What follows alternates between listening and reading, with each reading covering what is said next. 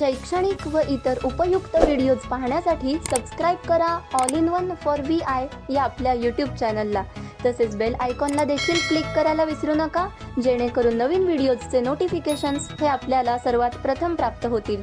Video आवडल्यास व्हिडिओला like व आपल्या मित्रमैत्रिणींसोबत आणि नातेवाईकांसोबत शेअर करायला सुद्धा विसरू नका. नमस्कार, संगीता पुंड बोलते. तर आज आपण सोप्या पद्धतीने गुणाकार कसा करायचा हे आपण आज शिकणार आहोत. तर प्राथमिक स्तरावर गुणाकार शिकवताना अगदी सोप्या पद्धतीने गुणाकार करण्याची पद्धत मी आज सांगणार आहे. तर बहुतेक मुलांना 74 गुणिले 2 किंवा 85 गुणिले 3 अशी गुणाकार शिकवत असताना आपण काय करायचं असतं, तर पहिल्यांदा 75 गुणिले 3 घेऊया.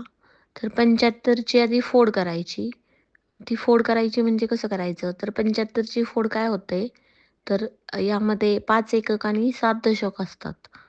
मग 5 एकक आणि 7 दशक यांची फोड करायची. मग 7 दशक बरोबर 70 आणि 5 एकक. मग पहिल्यांदा 70 गुणिले 2, 70 गुणिले 2 आणि नंतर 5 गुणिले 2 अशा पद्धतीने लिहायला सांगायचं पहिल्या मुलांना. मग 70ला 2ने गुणलं तर उत्तर आलं 140 आणि 5ला गुणल्यानंतर उत्तर आलं 10.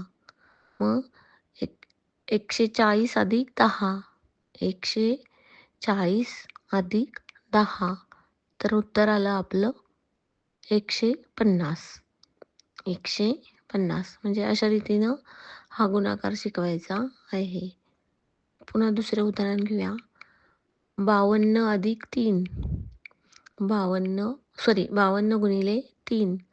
आता 52ची फोड कशी होणार, तर 50 अधिक 2, 50 अधिक 2.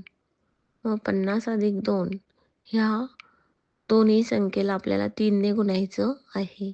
मग पहिल्यांदा आपण 50ला गुणायचं. मग लिहून घ्यायचं 50 गुणिले 3 आणि दुसऱ्या रकान्यात लिहायचं 2 गुणिले 3. आधी 50ला गुणायचं.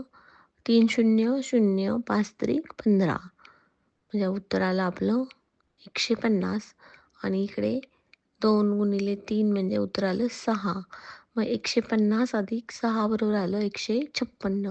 म्हणजे अशा रीतीने हा गुणाकार शिकवताना अशी फोड करून गुणाकार शिकवत असताना मुलांना एकक आणि दशकाची पण कल्पना येते आणि ते लक्षात येतात एकक कुठला, दशक कुठला आणि गुणाकार करून पुन्हा बेरीज करणे त्यांना सोपे जाते. म्हणजे अशा रीतीने आपण त्यांना सोप्या पद्धतीने हा गुणाकार शिकवू शकतो. आता आणखी दुसरं उदाहरण घेऊया की 85 गुणिले 5, 85 गुणिले 5. तर 85ची फोड काय झालेली आहे, 80 अधिक 5, 80 अधिक 5. पहिल्यांदा 80ला 5ने गुणायचं. 5 0 0 8 5 40 म्हणजे उत्तर आलं 400 आणि नंतर पुन्हा 5 गुणिले 5, 5 5 25 म्हणजे 400 अधिक 25 बरोबर उत्तर आलं 425.